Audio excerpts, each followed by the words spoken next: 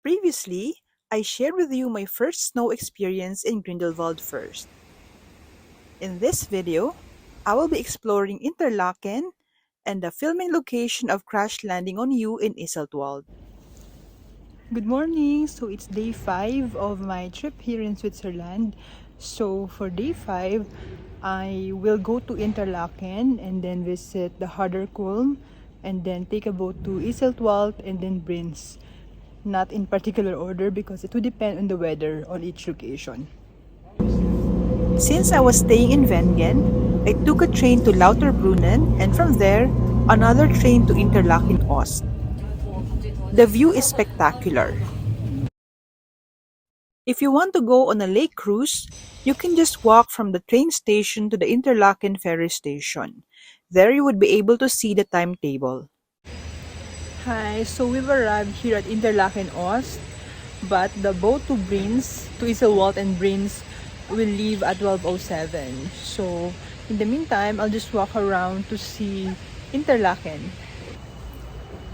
So while waiting for the boat to Brienz, I will be just walking around Interlaken and look at the water. This is I think Lake Brienz. Now I can go to Harder Kulm now, but look at the sky, it's too foggy, so I don't think I would be able to see anything there. So I decided to just come back later on. I was contemplating whether or not to go up the Harder Kulm before the ferry arrives, but in the end, I decided that it would be better to just explore Interlaken first and just walk along the river. Even if the sky was overcast, the water in the river was still clear. The color was also beautiful.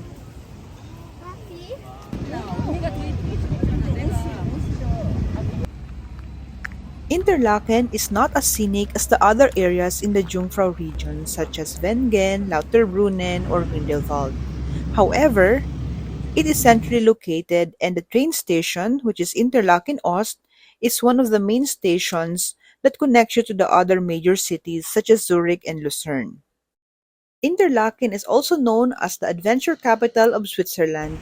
Here, adrenaline junkies can do skydiving, paragliding, bungee jumping, and other activities.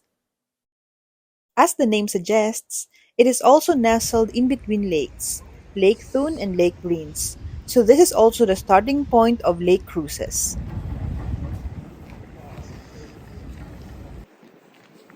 That was a very quick tour of Interlaken.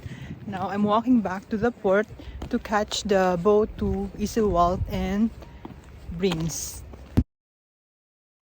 The lake cruise to Brienz is also covered by the Berner Oberland Pass and other regional passes.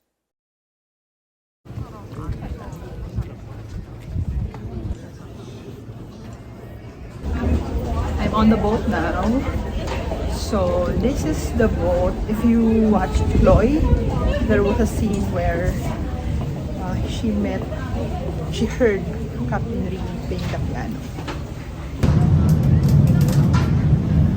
So we're leaving Interlaken now and we're cruising to Iseltwald and then to Brienz. Going down in Iseltwald and I'm not sure if we're going to take the boat to Brienz or just take the bus. Iseltwald is just one of the stops in this lake cruise to Brienz. But because of the popularity of the Korean drama Crash Landing on You, it has become the most popular stop, especially among Asians.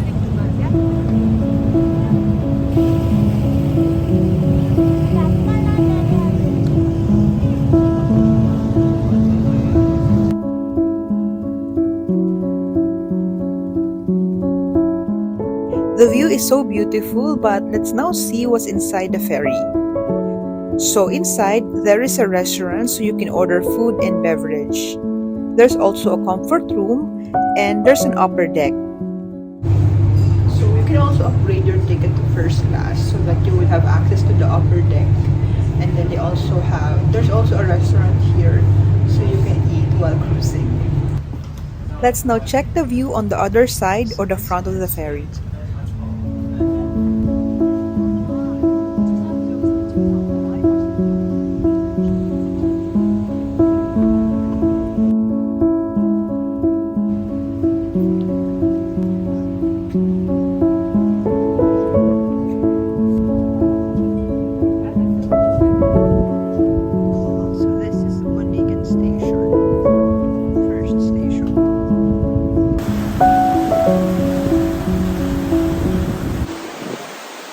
This is a timetable. We arrive at Iseltwald at about 12:51 p.m. And then I'll just walk around there, take some photos, and then go to Brienz after. I could take this boat or another boat, or I could take the train or bus.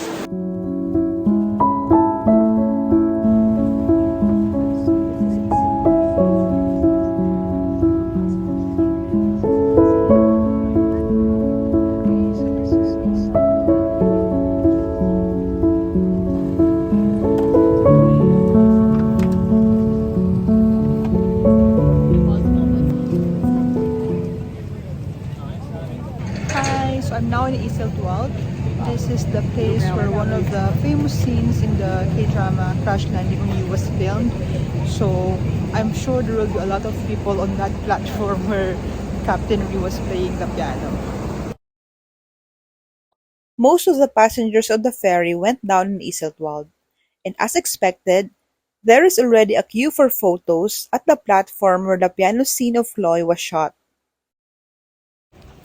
So since there's still a queue on the platform, the famous CLOY platform, I'm going to walk around the village first to see some views and to take some videos. But I can't afford to go there alone because no one will take a photo of me. So I have to queue later on. Iseltwald is one of the most picturesque villages in Switzerland, so it's worth visiting even if you're not a fan of the Korean drama.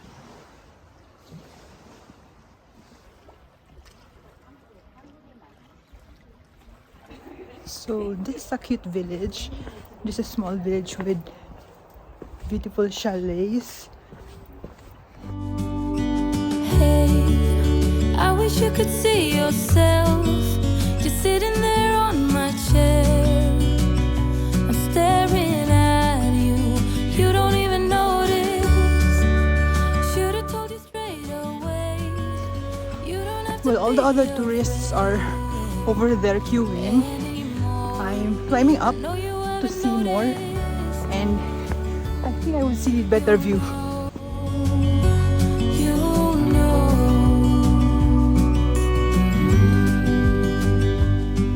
that I won't let you go. Put your arms around me and I'll let you know how it feels when time goes slow. And I won't let it rush when I see you dance. Okay guys, so most tourists just concentrate on the landing stage where the crash landing on You film was set. So they don't explore the village, but I would advise that you go up a little bit and you will be rewarded with this view. That I won't let you go. Put your arms around me and I'll let you know how it feels when time goes slow. And I won't let it rush when I see you dance. And the moment comes when I fall and time goes slow. So I'm going back now to the film location of CLOY to take some photos. Actually, it's not bad to take photos there because it's the iconic location, right? But just don't forget to try to explore the place as well because there are other sites to see. Although I passed by several chalets and a school in Iseltwald, I didn't see much locals. Most of the people that I've encountered are also tourists. Hey, I wish I could show you more. 'Cause baby, you deserve some more. But still you're here and that's what I adore. Should've told you straight away everything I have to say. After taking the must-have photos in Iseltwald, I decided to just take the bus back to Interlaken instead of going to Brienz. So from Iseltwald, I decided not to pursue my plan to go to Brienz because my phone is already low bat. So I took the bus and I'm now going to Interlaken West.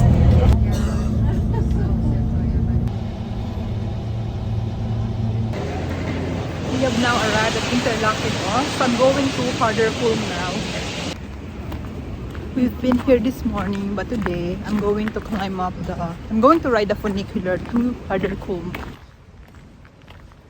You can go up the Harder Kulm either by taking the funicular or hiking. Of course, I took the funicular. Anyway, it's covered by the Berner Oberland Pass.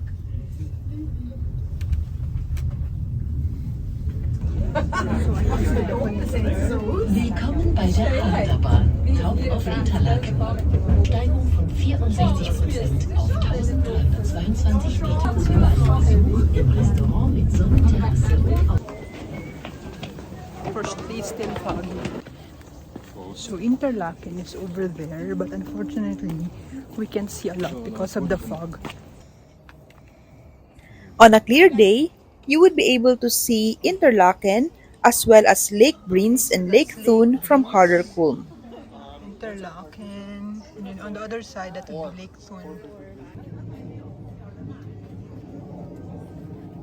There is a viewing deck that would offer you panoramic view of Interlaken as well as a restaurant. Harder Kulm restaurant, so foggy.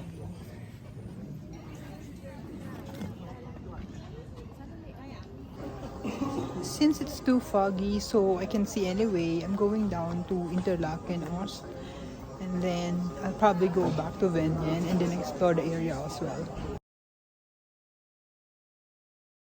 Who's married for that long? Hey,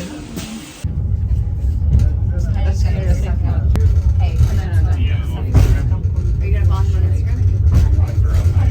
Maybe I can find him on my guy's Instagram. I don't know yet. There's something over there that's circle. Museum. I just wanted Chris to see. She started at 27 seconds ago. You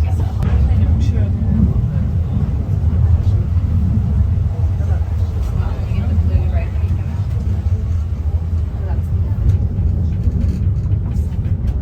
we wish you a pleasant journey home. Okay, so that's Harder Kulm. Now I'm Interlaken again. I will just walk around and go back to the hotel.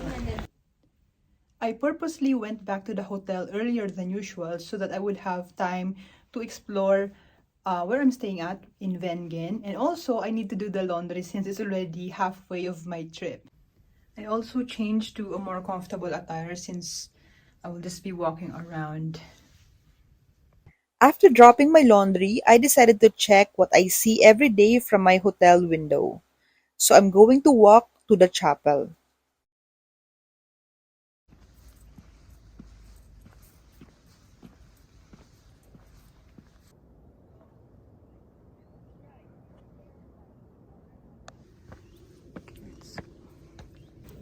I'll visit the church and see the view from there. So this is the chapel that I see every time I look out my hotel window. And in this area, you would have a panoramic view of the village below, which is Lauterbrunnen.